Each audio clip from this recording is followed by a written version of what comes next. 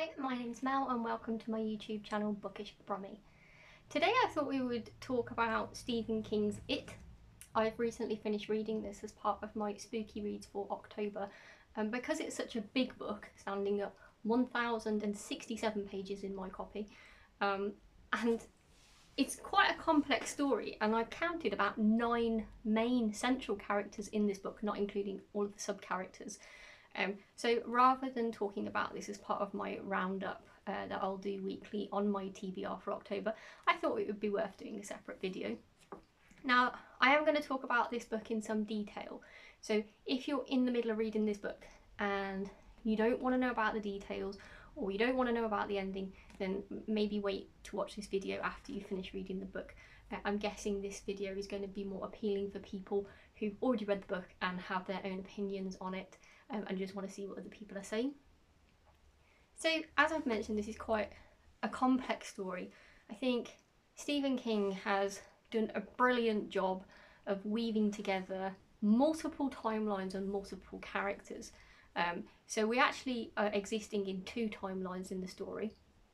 The timeline starts off in 1957, and in 1957 is when we see a little boy called George Denborough, who is murdered in a storm drain by this individual who appears to be a clown, who we later know is actually Pennywise. And then the modern day timeline would be in 1985. Now, in 1985, the main characters that were in the story in 1957 come back together. So we'll talk about who those main characters are. You have 7 to begin with, who are known as the Losers Club. And they are essentially a bunch of 11-year-old kids who formed together in 1957 after George Denborough dies, and they become friends and they play in the wastelands next to where they live in Derry. Now, there's Bill Denborough, who is the elder brother of George Denborough, who had got murdered. So Bill is quite a central character in this, because essentially the tragedy that has started this killing cycle has actually happened to his family. And he's also trying to cope with that himself. And he doesn't seem to be getting much support from his parents or much attention since this terrible event happened to his brother. And it wasn't even the sort of crime that was put to bed easily either. They did not know who had killed George. The adults had no idea what was going on, and he was very, very violent. His arm had been ripped off and almost cannibalised. So it was quite a thing for a child of 11 years old to have to try and cope with. And then essentially we have his friends, well, the children that he makes friends with. Some of them he's already friends with for a couple of years, and then within that year in 1957 a couple of others join the group. So we have Richie Tozier, who he already seems to have been friends with. Our Richie is sort of an outcast because he is, I think in today's terms, he would probably get diagnosed with ADHD. He does a lot of funny voices, he constantly has a load of energy, and his mouth just runs away with him. So if he's ever in a situation where he's not meant to say anything, he's going to say something. He almost has like a twitch, like an urge, you know, and he has to be doing something constantly. But he and Bill are good friends. Bill is sort of an outcast, not because of just what happened to his brother, but he has a very, very bad stutter, and that gets even worse while he's going through this trauma. And then thirdly, we have Stanley Uris, who is an outcast purely by the fact that he's a Jew. So he's not really accepted by other children very much, but he is accepted within this group of friends. We then have Eddie Kaspbrak, who is a bit of a mama's boy, let's say. His mother does not let him go out without telling him exactly what he should be wearing, what time he should be back, what he should eat. She constantly thinks that he's ill. She tells him that he's severely asthmatic, and as it turns out, he's actually not. His doctor prescribes him a placebo. So he just constantly thinks that he's either ill or he's going to get ill. So yeah, he's a bit of an outcast because it's very difficult for him to socialise with many other children without his mother sort of getting in the way. But the friends that he has in this group, sort of in spite of his mother, are friends with him. We then have Ben Hanscom, who joins the group a little bit later on. He is bullied because of his weight mainly, and he's been chased by the school bullies through the wastelands where the others play, and he hides there. And that's actually where he has his first experience with Pennywise the Clown, because in hiding, he falls asleep and he has a dream about Pennywise. But anyway, it's in these wastelands as well that he meets Bill, and they become good friends. There is then Beverly March. Now, she's the only girl in the group, and she is sort of an outcast, I think, because she has quite an overbearing father and he's quite violent towards her, and is constantly attacking her for any little thing. So she doesn't really get too close to the girls at school, I don't think, because she's not exactly having a very nice home life experience.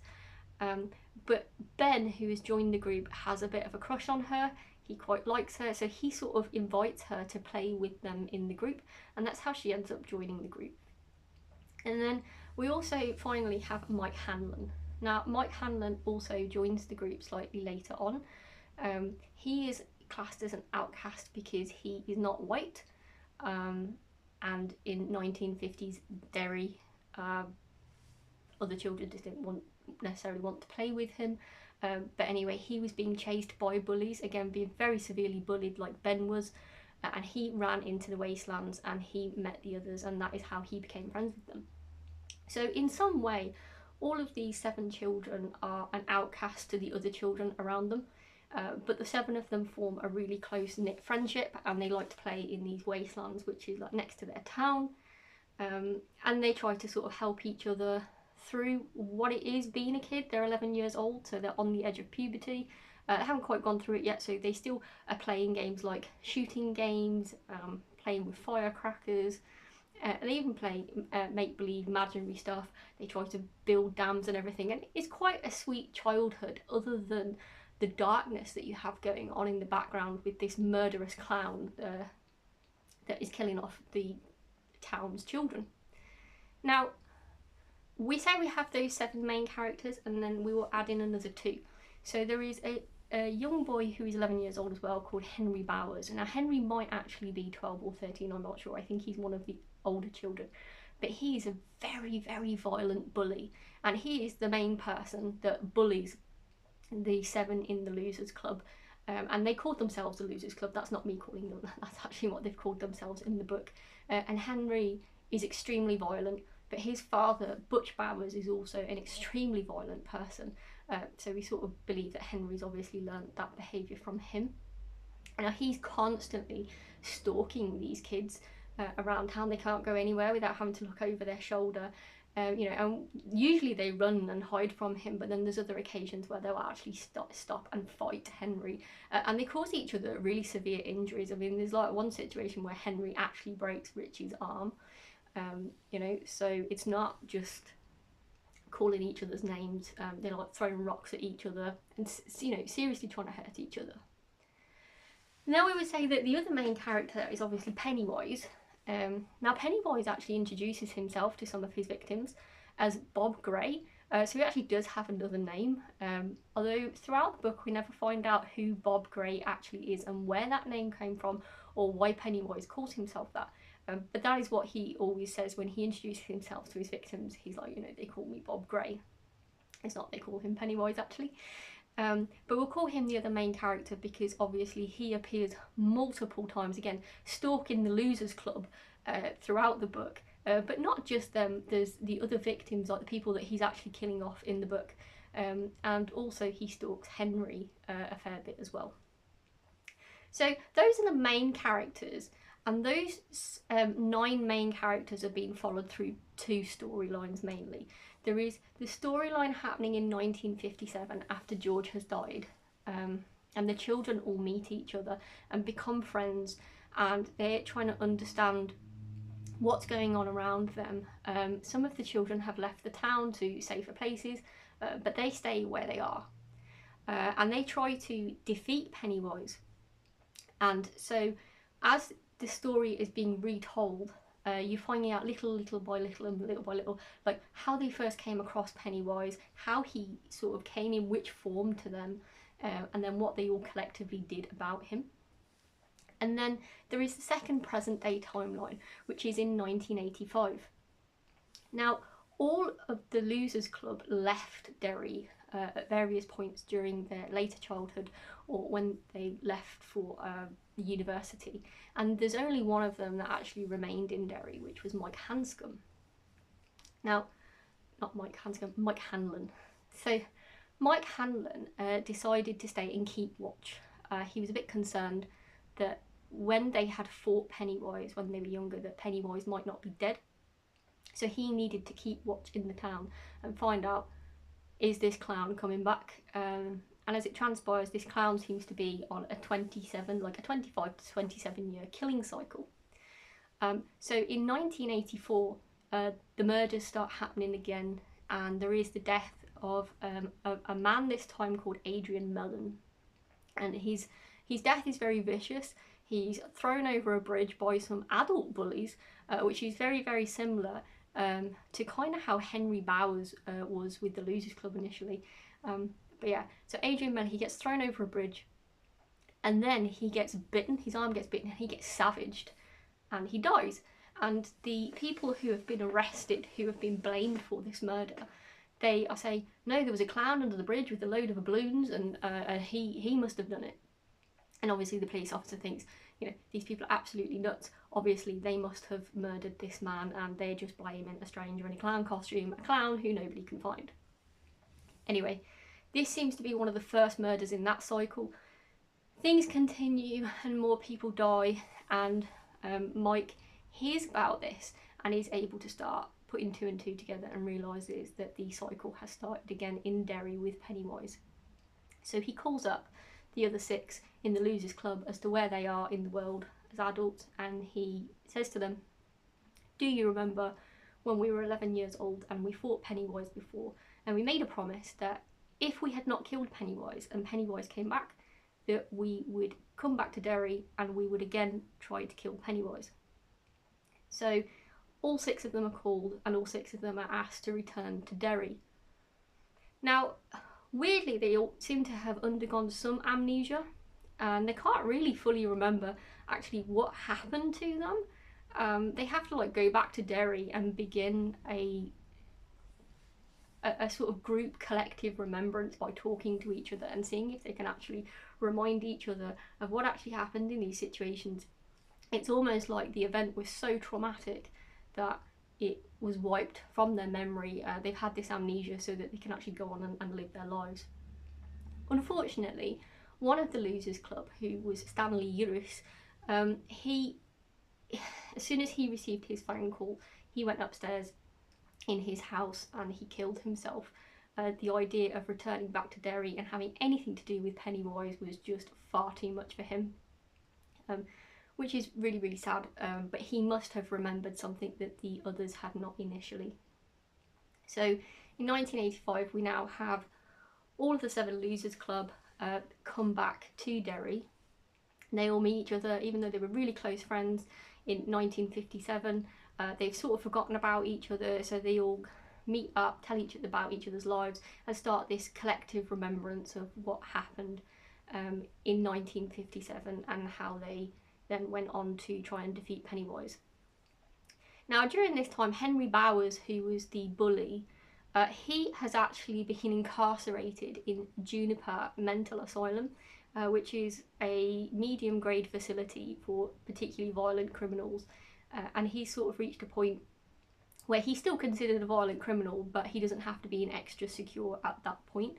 And the reason that he's there is that when the murders in 1957, when that cycle had actually been completed, he had stabbed his own father, and then there was other evidence found in his house where they believed that Henry had been the murderer who had killed George Denborough and all the other little kids.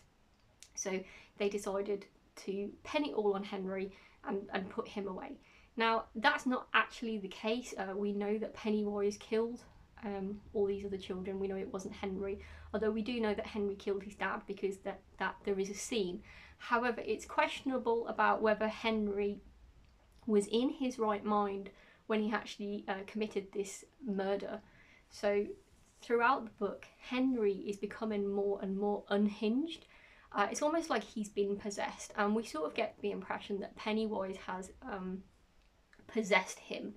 But it's not just him. Pennywise, he appears to the children in a variety of different forms, and that form is normally what is their greatest fear. So he turns up as a werewolf, he turns up as a leper, he turns up as a bug, he turns up as a clown, he turns up as a spider. You know, there's quite a few different ways he turns up. He even turns up as previous victims. So he turns up to one of them actually as George, George's corpse. And then he actually turns up for Henry as well as a voice in the moon. So we never quite understand why that scares Henry. But yeah, this is how he also appears to Henry. So he appears himself in a variety of forms, but he can only do that when he's in certain places. So it seems that if he's near a water source or a drain, then Pennywise can make himself appear in a form and terrorise people and get to them physically and maybe hurt them. But out in school and out in the real world, he's not really able to be there without people realising that he's there and that he doesn't belong.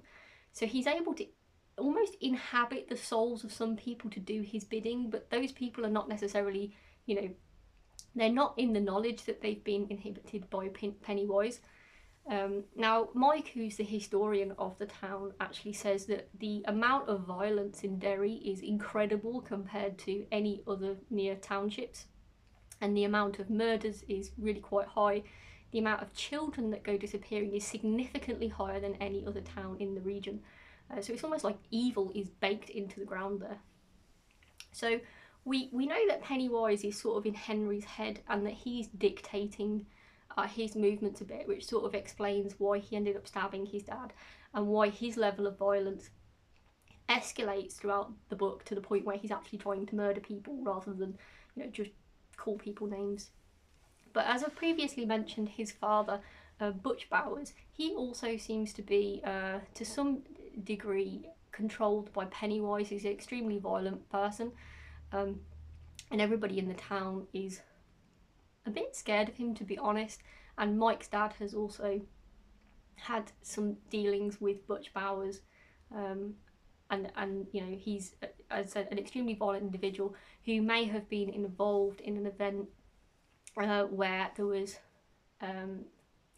so Mike's dad was in Regiment, I think it was Regiment E, and when he was younger in the army, and essentially they built their own clubhouse, and then the townspeople started to come to that clubhouse, but that clubhouse was started by Regiment D because they were predominantly a black regiment and they were not allowed to drink in the other pubs and clubs that were around Derry.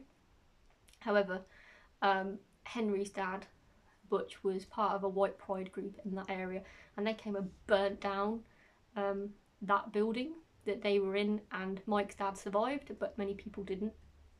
But Mike's dad does remember seeing Pennywise the clown holding some balloons at the end, like where there's all this fire and chaos going on.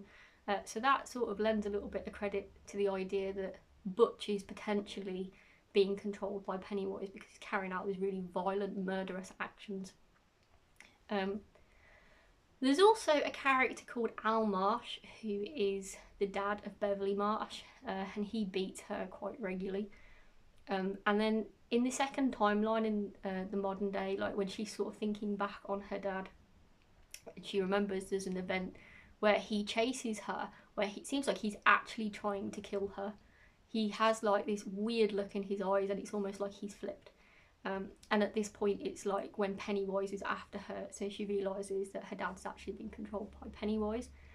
After she's actually left home, she then marries a guy called Tom Rogan, who is also extremely violent like her dad, and he also seems to be doing Pennywise's bidding, so at the end he also chases her down in the present day timeline and is threatening to kill her. So there's quite a few sub-characters in there as well that seem to be operating on Pennywise's behalf. He has a way of getting to people, even if he can't physically get to them because they're not by a drain, he'll find a way to get into their life by getting into the minds of the people closest, you know.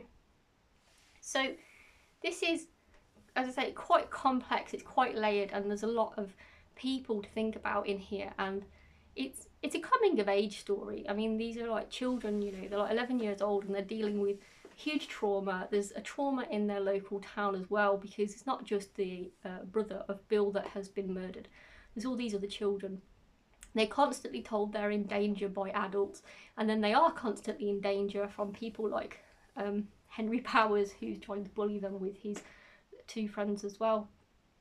And then obviously Pennywise trying to get hold of them, and they have to try and solve, you know, what is Pennywise? How are we going to defeat this clown, leper, werewolf thing?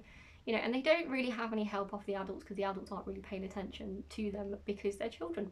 And they sort of understand this. They understand that what they're doing is kind of going under the radar because the adults don't respect that they're really anything to do with what's going on. So in the first attempted killing of Pennywise, they go to a house on a place called Neibolt Street, which is where they have had a couple of sightings of Pennywise, and they try to shoot him with a homemade silver ball bearing, which they do get him, but obviously they don't kill him, but they hurt him. And their idea is, well, if he's a werewolf or a vampire, silver should hurt him. And then another time they then go to him and they actually go to find him in the sewers. And one of the reasons why they end up in the sewers is they're actually being chased by Henry and two of the other bullies into the sewers. And at this point they sort of like, well, do you know what, we haven't got anything left to lose. We can either, there's a maniac that way called Henry who intends to kill us, or there's a maniac this way who we need to kill, who will kill us if we don't kill him. So they wade into the sewers and then go off to find him. And really, as I understand it, the way that they've tried to combat Pennywise, it's all to do with the fact that they're young and that they can sort of have a wider belief. They can suspend their disbelief, if you like, about things like clowns and werewolves and things like that adults can't, and that sort of gives them some power really that adults don't have, and they sort of use that to try and combat Pennywise. Although it's not entirely clear to me, I think, in the book how exactly they use that, but that seems to be what they're doing. And the fact that there's 7 of them, 7 seems to be a powerful number as well when they come together to try and get Pennywise. Now, you don't hear this story, like, it's not told, so this is everything that happened in 1957 and this is everything that happens in 1985. Essentially, you get a bit of 1957 timeline, then you get a bit of 1985, and it's a bit of going back and forth between the characters because they'll do something in 1985 timeline and then they'll qualify why they've done that based on what happened to them in the 1957 timeline. And then it's quite nice because it feeds around the relationships that they have between them as well. So if Bev and Ben are doing something, then it will come back to then what Bev and Ben did in the previous timeline. And then that will lead you, then Bev will go off and then she'll do something with Bill, and then you'll come back to the present day timeline then when she's doing something with Bill. So it just keeps going backwards and forwards and backwards and forwards. So this showdown that they have in 1957 actually happens in the book at the end, the same as when they're having the showdown as they're adults with Pennywise. Now they believe at the end, when they come back for this second showdown with Pennywise, that they've actually defeated Pennywise, and again it seems to have been a mental battle with Pennywise really to beat him. Although weirdly, actually, when they get to Pennywise, Pennywise they think is a female because she's a spider at this point and she has all these eggs. Although I think that Pennywise is possibly not gender specific, because although she seems to be female in the final showdown, in every other way that she has appeared to them throughout both timelines, it's always as Bob Gray or as Pennywise in the masculine form. Now, another thing that I find quite interesting is, as I said, Mike was historian for the town. So whilst you've got these two timelines going on, Mike also discusses stories from other times that come before these timelines of various crazy things happening in Derry. None of it's like officially written down in the history, but there's like word of mouth from the oldest person in the town to the next oldest person in the town. And I thought one of the things I thought was extremely interesting is that there's a point in 1741 where there were 340 residents of Derry who all just suddenly disappeared. Completely disappeared without a trace, and the only thing in the town was one burned house. And nobody knows what happened to them, nobody went looking for them, and nothing's really officially written in the history books. This was just information that sort of slowly got passed to Mike through various sources, you know. But then in 1905 there's like this big ironworks, like kitchen ironworks in the town, that explodes while the local children are having an Easter egg hunt, and just kills like over 100 people. There is this fire at the Black Spot that Mike's dad was at that killed a lot of people. There was a gang shootout that was really violent in the streets as well. And in all of these events, apart from the 1741 one, because we don't have any photographs and we don't have any eyewitnesses from that event, but in all of these other events that are discussed, Pennywise always appears in the background in a photograph, or he is spotted by somebody, like a clown-like image with balloons, like a clown-like person. And at the Bradley gang shootout, one of the local shopkeepers said that he did see a man dressed in farmer's wear but with a clown get up at this shootout, and he just assumed that he didn't want to be known who he was, because if he was a local businessman and then he was attending this shootout, obviously he wouldn't want local people to know who he was.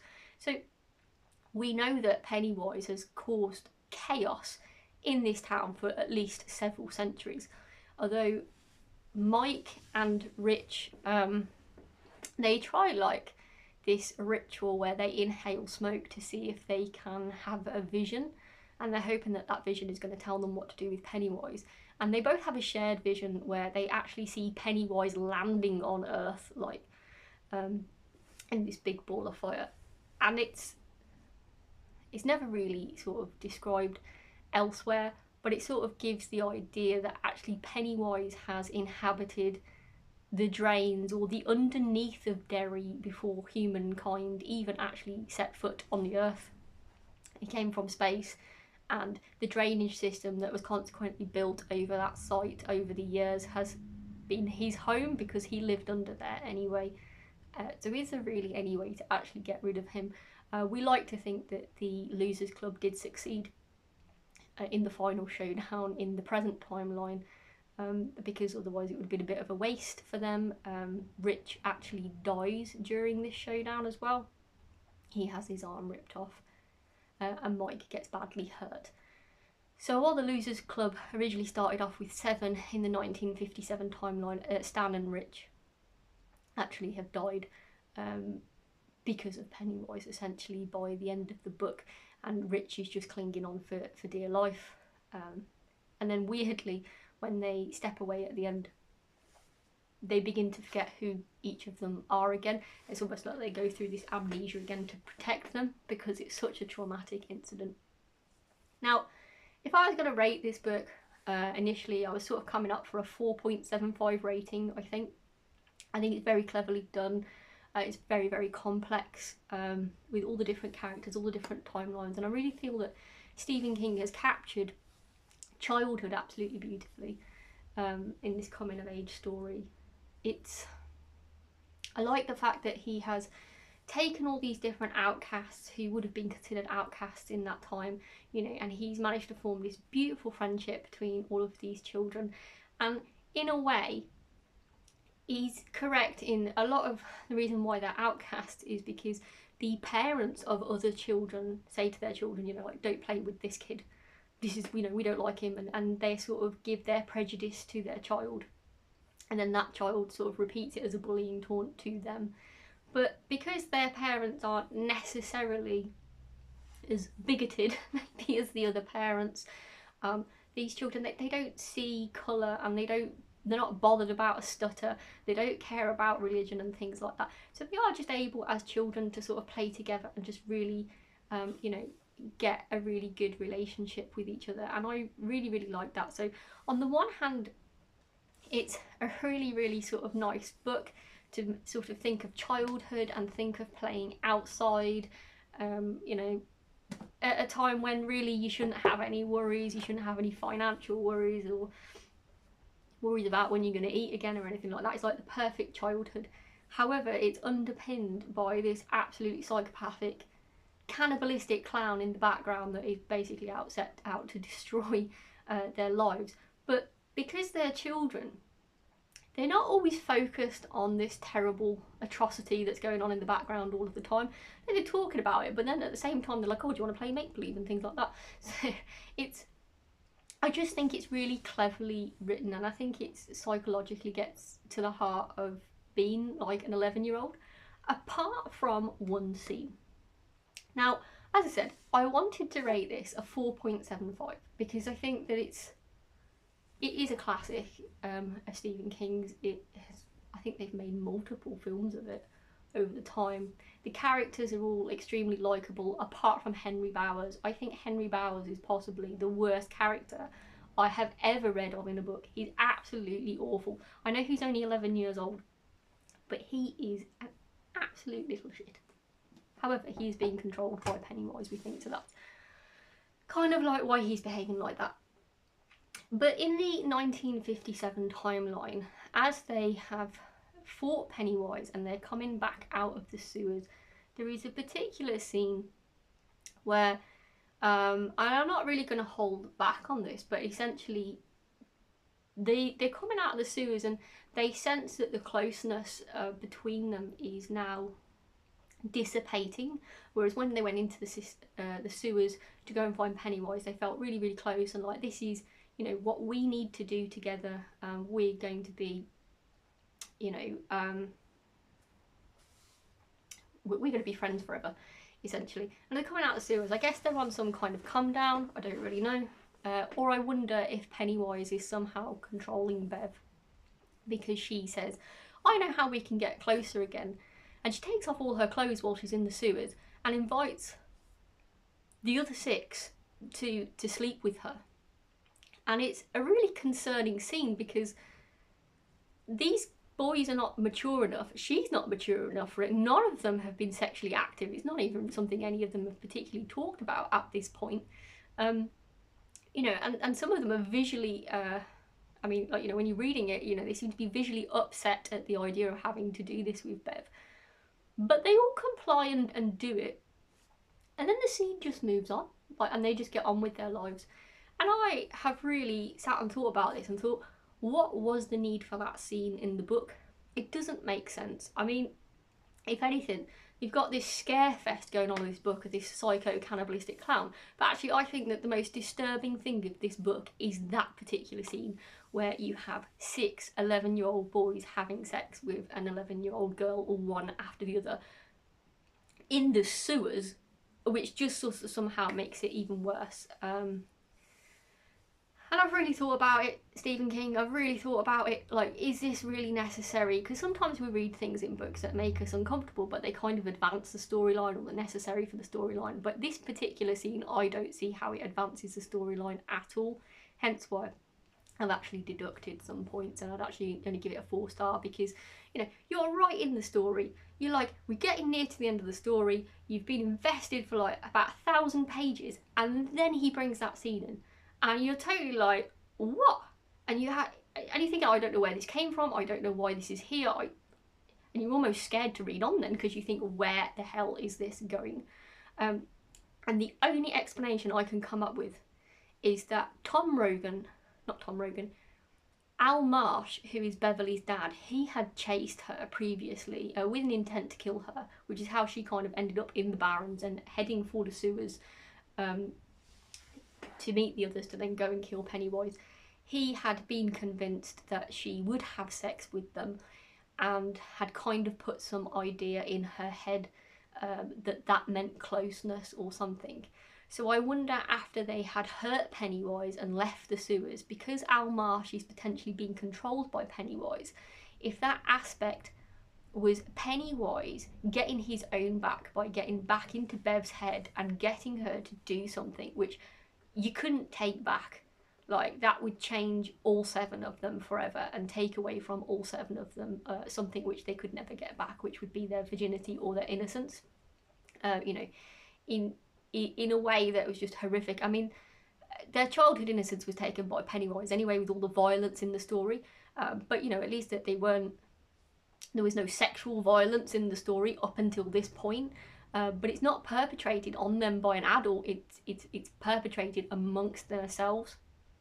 But I actually can only explain this by saying that actually I think that Pennywise got his revenge through Al Marsh to Bev Marsh, and took over her mind in some way to do that. So I know that other people have a problem with this scene. I never knew what this scene was. It's normally just described as the scene, and then people don't want to talk about it. I thought I would talk about it a little bit actually, so that if people can actually make a decision about whether or not they want to read this scene before they get to it. This scene is about 60 pages towards the end, so as I said, you might not be watching this video if you haven't read the book already, so that might be useless information to you. Chances are if you're watching this video you've already read this scene. But yeah, I've tried to explain it to myself. Obviously I can't remove it from the book, it's in there. So I've just tried to explain to myself why it could be in that, and that's the only possible solution I've come up with, is Pennywise is something to do with it. So as I say, will give this a 4. I would definitely read this again.